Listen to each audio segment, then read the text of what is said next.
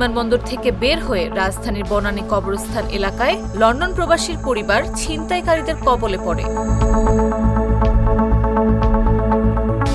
DB পরিচয় ছিনতাইকারীরা প্রবাসীর পরিবারটির কাছ থেকে টাকা, সোনা, ডলার ও আইফোন ছিনিয়ে নেয়। মঙ্গলবার ভোরের দিকে এই ঘটনায় বনানী থানায় মামলা হয়েছে। ছিনতাইয়ের কবলে পড়া পরিবারটির বরাত দিয়ে পুলিশ জানায়, ছিনতাইকারীরা পরিবারটির কাছ থেকে 15 লাখ টাকার স্বর্ণালংকার, কিছু নগদ টাকা এবং ডলার নিয়ে গেছে। ছিনতাইকারীরা তাদের জিম্মি করে ভয় দেখিয়েছে। তারা এখনো ট্রমা থেকে বের হতে পারেনি। এ কারণে তারা পরিচয় প্রকাশ করতে চান না। পুলিশ জানায়, প্রবাসী পরিবারটিকে ছিনতাইকারীরা বিমানবন্দর থেকেই অনুসরণ করছিল বলে ধারণা করা হচ্ছে।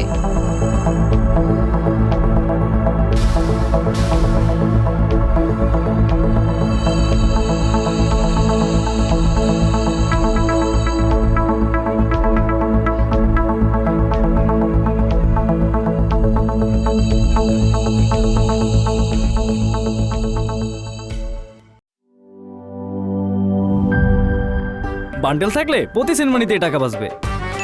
বিকাশ সেনমানি বান্ডেল কিনে জিতুন প্রতি লেনদেনে।